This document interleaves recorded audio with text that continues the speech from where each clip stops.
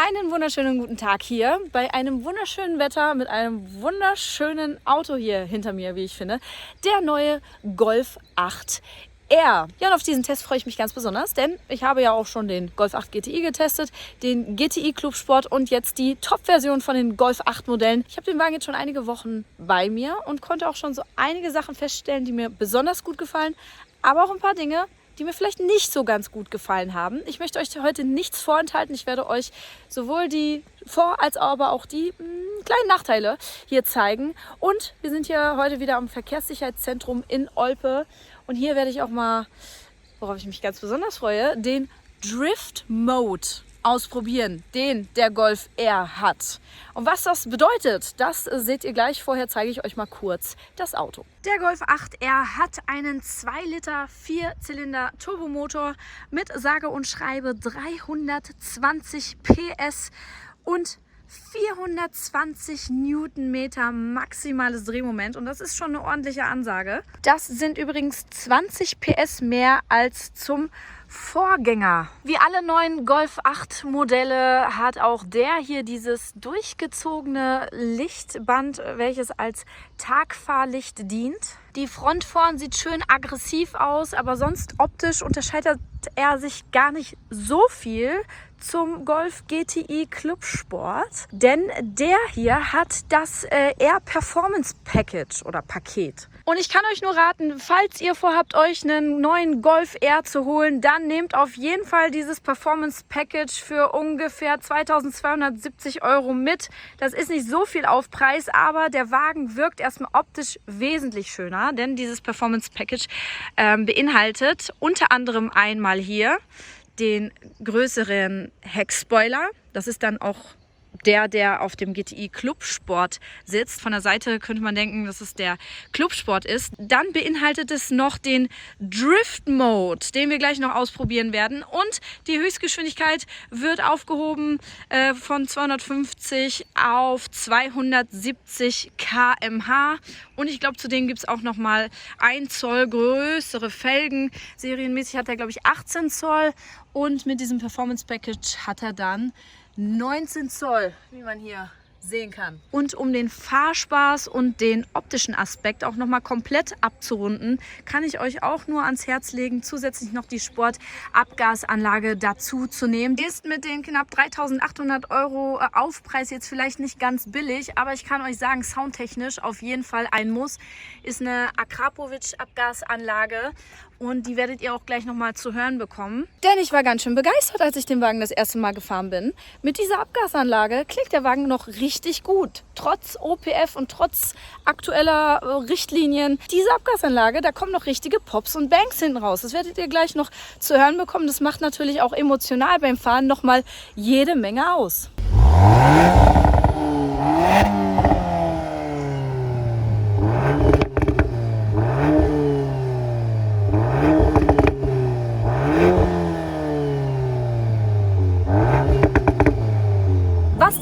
Zum Sound. Schreibt es bitte gerne mal in die Kommentare. Und was den Golf R natürlich als Spitzenmodell von den Golf-Modellen so interessant macht, ist der Allradantrieb 4Motion mit Air Performance Torque Vectoring, also variabler Drehmomentverteilung. Dabei verteilt das neue Hinterachsgetriebe auch die Antriebskraft zwischen den beiden Hinterrädern. Das sorgt nochmal für ein viel agileres Fahrverhalten und hilft auch nochmal zusätzlich beim Driften. Kommen wir auch mal direkt zum Preis. Im Grundpreis bekommt man diesen Golf R hier schon ab ein bisschen über 50.000 € brutto. Wenn man den allerdings so ausstattet mit den gerade von mir erwähnten Performance-Paket und der Sportabgasanlage Akrapovic, dann liegt man schon bei um die 56.000 € und da sind noch nicht alle Ausstattungsdetails mit drin. Also da kann man schon eine ordentliche Summe für hinlegen. Der GTI Club Sport, der nur 20 PS weniger hat, den bekommt man schon ab 42.000 €. Also ist deutlich weniger. Der hat allerdings aber zum Beispiel kein Allradantrieb und auch viele Dinge wie zum Beispiel auch kein Drift Mode, logischerweise. Hier hat man natürlich deutlich mehr Spaß, aber eben auch für mehr Geld. Dann werfen wir doch nochmal einen kleinen Blick hier ins Interieur, welches ich wirklich sehr schick und gelungen finde. Vor allem die Sitze gefallen mir sehr gut. Die gibt es optional in Stoff, aber auch in Leder, so wie hier. Sehr schön finde ich auch dieses eher typische blaue Design überall. Auch hier an den Seitenwangen der Sitze hier nochmal gestickt, das R-Logo drin. Auch hier überall findet man nochmal so blaue Nähte wieder.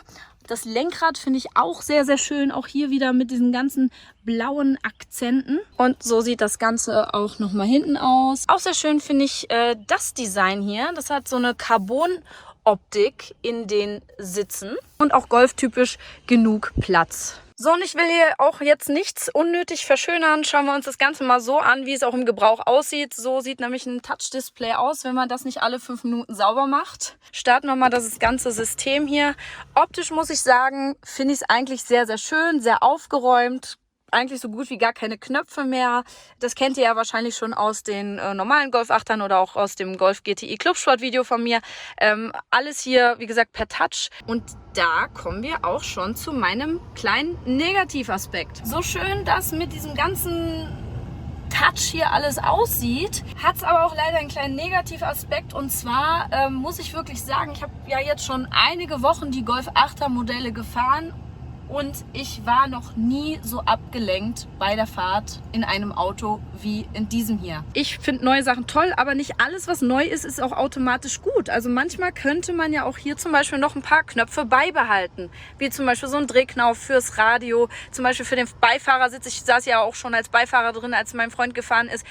War es für mich schier unmöglich, hier irgendwas zu bedienen, weil während der Fahrt ruckelt ja auch das ganze Auto und dann musst du hier auf den Touch immer irgendwas treffen, obwohl du irgendwie nur die Musik lauter und leiser machen willst. Und wenn man hier jetzt einfach so einen Drehknauf hätte, würde das ganz easy gehen. Zumal geben einen solche Knöpfe ja auch immer noch ein haptisches Feedback, welches man jetzt hier leider gar nicht mehr hat. Dann zum Beispiel lege ich ja auch hier meine Hand drauf ab, weil, wie gesagt, Auto bewegt sich ja. Ich brauche ja so einen gewissen Halt, um das auf dem Touch zu treffen, was ich suche. Und dann ist mir das schon ganz oft passiert, während ich meine Hand hier ablege, dass ich aus Versehen hier auf diesen Touchfeldern die Klimaanlage oder die Lautstärke bediene. Und das ist mir wirklich ganz, ganz oft passiert. Und man kann zwar auch vieles hier am Lenkrad regeln, aber eben nur mal nicht alles. So, genug gemeckert. An sich muss ich aber wirklich sagen, gefällt mir das Auto sehr, sehr gut. Und mir gefällt auch wirklich mehr daran, als mir nicht daran gefällt. Also das waren jetzt nur so ein paar kleine Aspekte, die ich angesprochen habe, über die kann man hinwegsehen. Sehr schön finde ich auch diese großen Schaltpedals hier. Mir ist das persönlich egal, ob die aus Plastik oder aus Aluminium oder aus Carbon oder sonst was sind. Da meckern immer viele drüber, aber letztendlich, wer hochwertigere Materialien will, der muss natürlich auch dementsprechend mehr Geld hinlegen. Ne? Achso, und den Golf R gibt es natürlich nur mit einem 7-Gang DSG-Getriebe, also nicht als Handschalter.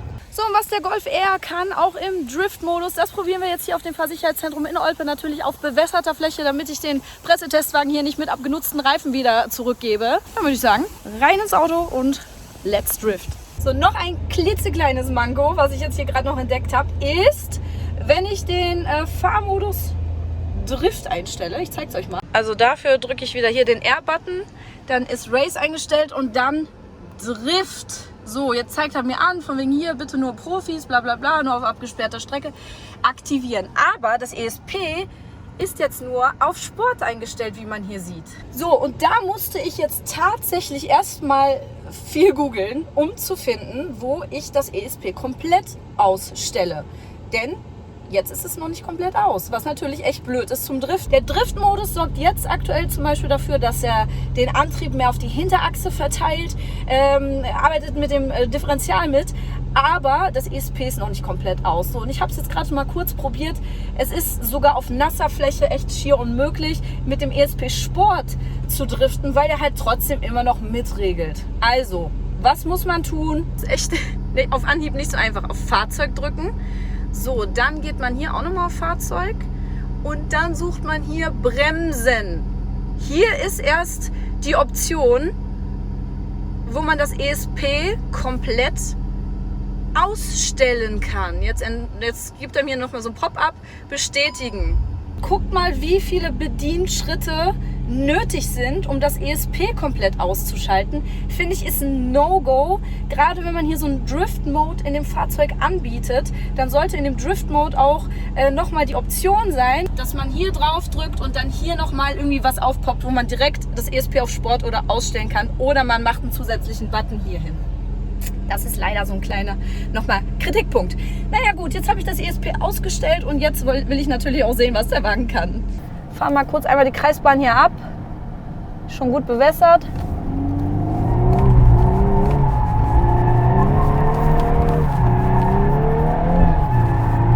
Ja.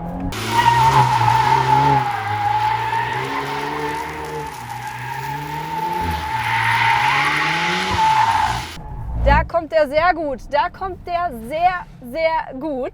Wenn man einmal dann drin ist in dem Drift.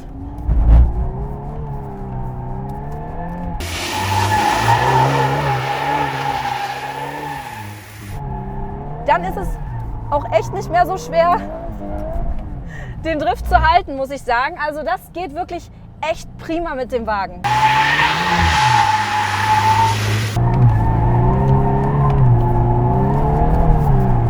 Ja, jetzt. Woo!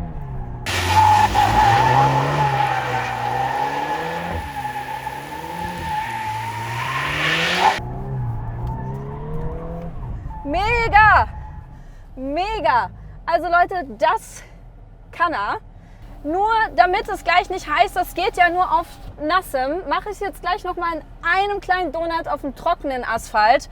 Nur um es einfach nochmal zu zeigen, dass es geht. Aber wie gesagt, um die Reifen zu schonen, bleibe ich überwiegend hier auf dem nassen.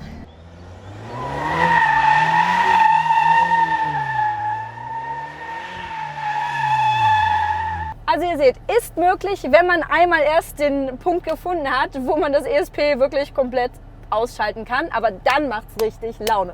So, dann stellen wir das hier aber mal alles auf Race, weil diese schönen Pops and Bangs hinten raus, die hört man allerdings nur im Race-Modus. Aber das ist das Schöne an dem Wagen. Den kann man nämlich sowohl als normalen Golf fahren, schön angenehm und leise und schön weich. Oder halt eben, ja, schön harte Fahrwerkseinstellungen, direkte Lenkung, laut.